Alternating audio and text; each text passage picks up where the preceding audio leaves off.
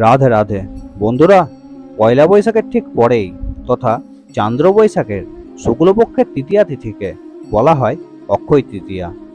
আপামর বাঙালির কাছে এক মহাপুণ্যদায়ক উৎসব। বলা হয় এদিন সূর্য ও চাঁদ উভয়েরই উজ্জ্বলতা থাকে একেবারে তুঙ্গে। তাই যা কিছু শুভ, মঙ্গলজনক ও ভবিষ্যতের অবলম্বন তা এই দিনই শুরু করে থাকেন সনাতন ধর্মাবলম্বী মানুষ। সামাজিক উৎসবের পাশাপাশি দোকানে দোকানে চলে লক্ষ্মী গণেশের পুজো, হালখাতা এবং খরিদ্দারকে মিষ্টির প্যাকেট আর ক্যালেন্ডার প্রদান। কিন্তু এ তো গেল লোকাচার। আমরা কয়জনই বা জানি অক্ষয় তৃতীয়ার মাহাত্ম্য? কেন পালন করা হয় অক্ষয় তৃতীয়া? কি ঘটেছিল অক্ষয় তৃতীয়াতে? কেনই বা নাম হলো এই তিথিটির অক্ষয় তৃতীয়া? তাছাড়া এই দিনে অনেকে সোনা ও রূপার গহনা কিনে থাকেন। তবে কি অক্ষয় তৃতীয়াতে শুধুমাত্র গহনা কিনলেই ফিরবে ভাগ্য?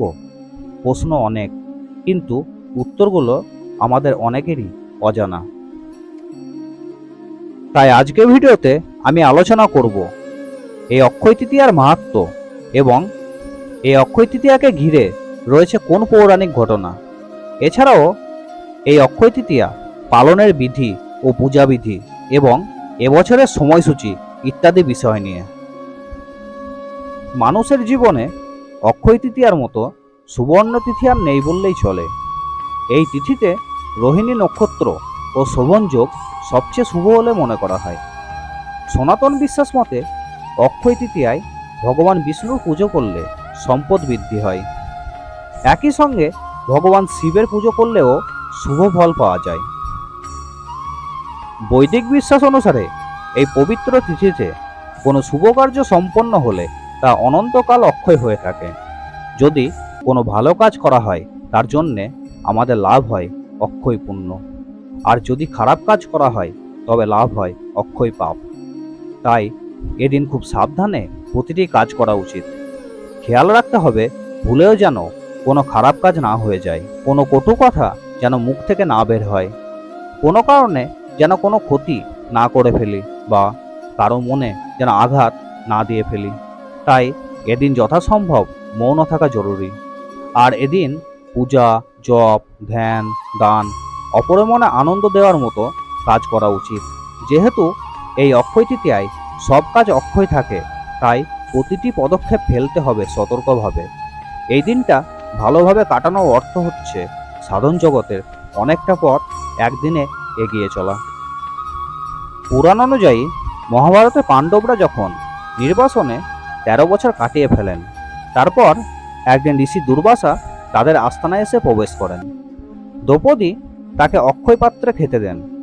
এই আতিথেয়তায় মুগ্ধ হয়ে দুর্বাসা বলেন, আজ অক্ষয় তৃতীয়া, আজ যে ঝোলার ছাতু, গুড়, ফল, বস্ত্র, জল ও দক্ষিণা দিয়ে ভগবান বিষ্ণুর পুজো করবে, সে সম্পদশালী হয়ে উঠবে।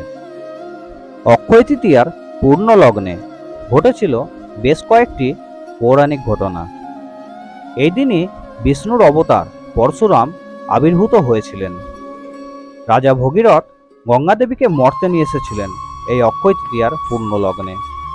গণেশ বেদব্যাসের মুখনিসৃত বাণী শুনে মহাভারত লিখতে শুরু করেছিলেন এই দিন। এদিন শুরু হয়েছিল চন্দন যাত্রা। এছাড়াও এই দিন সত্যযুগ শেষ হয়ে ত্রেতা যুগের সূচনা হয়েছিল। কুবেরের তপস্যায় সন্তুষ্ট হয়ে মহাদেব তাকে অতুল ঐশ্বর্য দান করেছিলেন। এদিনই কুবেরের লক্ষ্মী লাভ হয়েছিল বলে এদিন বৈভব লক্ষ্মীর পূজা করা হয়। ভক্তরাজ সুদামা এই দিনই শ্রীকৃষ্ণের সঙ্গে দ্বারকায় দেখা করতে গিয়েছিলেন এবং তার থেকে সামান্য চাল ভাজা নিয়ে শ্রীকৃষ্ণ তার সমস্ত দুঃখ মোচন করেছিলেন।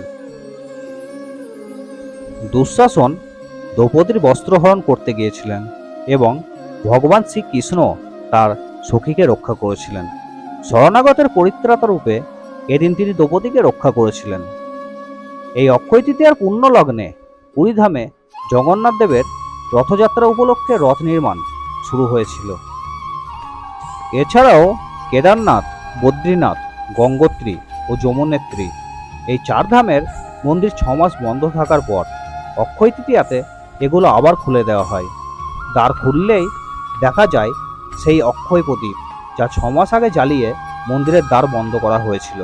এবার আসুন জেনে নেওয়া যাক কিভাবে পালন করতে হবে এই অক্ষয় তৃতীয়া। এদিন বাড়িতে লক্ষ্মী ও গণেশের পুজো বাঞ্ছনীয়। লাল কাপড়ের ওপর লক্ষ্মী ও গণেশের মূর্তি রেখে পুজো করা, ঠাকুর ঘরে সারা রাত ব্যাপী ঘিয়ের প্রদীপ জ্বালানো ইত্যাদি ছাড়াও গৃহপ্রবেশও করা যেতে পারে এই অক্ষয় তৃতীয়ার পুণ্য লগ্নে। বাস্তুশাস্ত্র বলছে পূজার্চনার সময় গণেশের দুটি একই ধরনের ছবি বাড়িতে রাখলে তা মঙ্গলদায়ক। সমস্ত নিয়ম মেনে এই দিনে ব্রত পালন করলে সকল সমস্যা থেকে মুক্তি লাভ হয়। বাঙালি হিন্দু ঘরের পুরুষ এবং মহিলারা সর্বসুখের অধিকারী হতে এবং মৃত্যুর পর বৈকুণ্ঠবাসের সৌভাগ্য লাভ করতে এই ব্রত পালন করেন। বলা হয় এই অক্ষয় তৃতীয়ার দিনে সোনা বা রূপা ক্রয় করলে তা সৌভাগ্য বয়ে আনে গৃহীর জীবনে। তবে যদি সোনাদানা কেনার ক্ষমতা আপনার না থাকে তাহলে কিছুটা ডাল কিনে বাড়ি ফিরুন। অক্ষয় তৃতীয়ায় ডাল কিনলে সৌভাগ্য ও সমৃদ্ধি আপনার সঙ্গী থাকবে। অক্ষয় তৃতীয়ার দিনে সবুজ শাকসবজি কেনা অত্যন্ত শুভ হিসেবে বিবেচিত। এদিন আপনি শস্যদানাও কিনতে পারেন। চাল, বার্লির মতো শস্যদানা কেনা অত্যন্ত শুভ। হিন্দু শাস্ত্র মতে ঘি অত্যন্ত শুভ।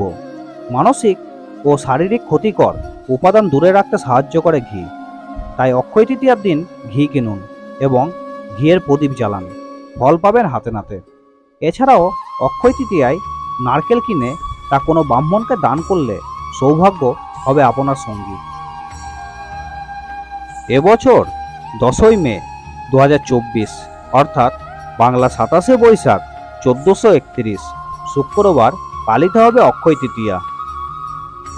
এদিন তৃতীয়া তিথি থাকছে সকাল 5:46 থেকে শেষ রাত্রি 4:51 পর্যন্ত।